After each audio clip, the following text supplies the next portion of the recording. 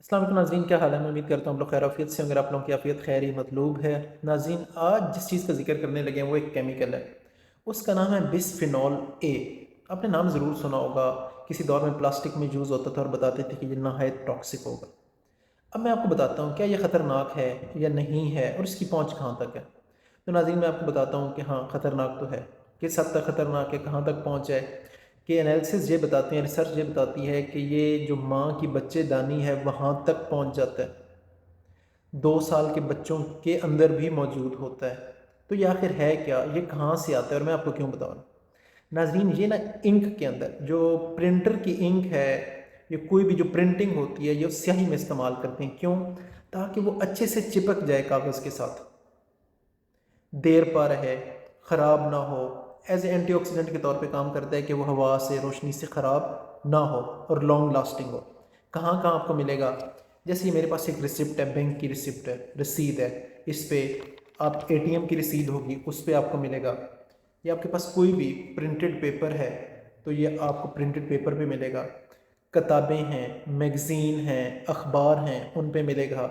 جو خط ہم بھیجتے ہیں ان پہ آپ کو ملے گا۔ یہاں تک کہ جو کاغذ کی بنی ہوئی چیزیں ہیں، کپس ہیں یا جو پلیٹس ہیں جن میں ہم کھانا سرو کرتے ہیں، آپ میں ان میں ملے گا، ٹیشو پیپرز میں ملے گا۔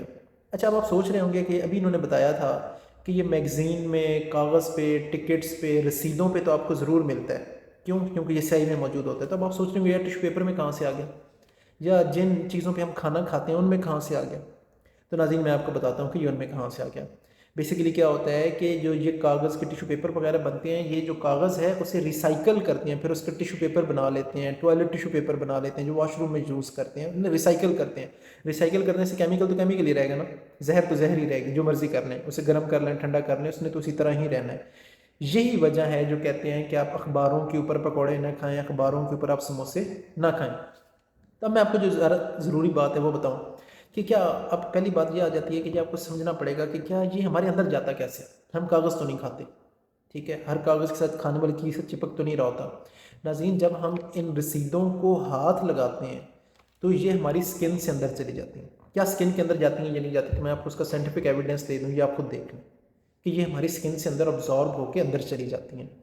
اس کے بعد میں آپ کو یہ ایک اور ریسرچ دکھاتا ہوں، یہ دیکھیں، یہ تقریباً 2 سال سے کم عمر کے بچے تھے، تو ہر 100 میں سے 85 بچے، یعنی کہ 100 میں سے 85 بچوں کے یورین کے اندر، سوسو کہیں، چھوٹا پیشاب کہیں، یا کچھ بھی کہیں، یہ اس کے اندر موجود تھا۔ یعنی کہ اس حد تک اس کی رسائی ہے کہ یہ چھوٹے بچوں کے اندر تک بھی جا رہا ہے، کیونکہ جب میگزینوں کو، کتابوں کو، آپ اخباروں کو پکڑتے ہیں تو یہ ابزارب ہو کے آپ کی سکن کے اندر چلا جاتا ہے۔ اب آ جاتا ہے کہ کیا یہ کوئی نقصان بھی دیتا ہے یا نہیں دیتا؟ تو میں آپ کو اس کی پھر جو سائنٹیفک ایویڈنس ہے وہ اٹیچ کر دیتا ہوں۔ یہ آپ کے دماغ کو نقصان دیتا ہے، یہاں تک کہ بچہ دانی میں جو بچہ بن رہا ہے اسے نقصان دیتا ہے۔ آپ کے بچے کی جو لرننگ ایبلٹی ہے، کہ سیکھنے کی، پڑھنے کی، یاد رکھنے کی، اسے ڈسٹرب کرتا ہے۔ آپ کے بلڈ پریشر کو رائز کرتا ہے، اور جو سب سے ڈینجرس چیز ہے وہ کیا ہے کہ بچیوں میں مینسز جو سائیکل ہے، مینسسٹرل سائیکل ہے، اسے جلدی سٹارٹ کر دیتا ہے۔ اس کے علاوہ کیا ہے، یہ جتنی آپ کو ریسرچ میں بتا رہا ہوں یہ کولمبیا یونیورسٹی کی ریسرچ ہے، اس سے یہ آپ کو ساری چیزیں ایزیلی مل سکتی ہیں۔ اگر کسی قسم کا کوئی سوال ہو تو کمنٹ باکس میں پوچھ سکتے ہیں۔ اپنے سمر گندل کو اجازت دیں۔ اللہ حافظ۔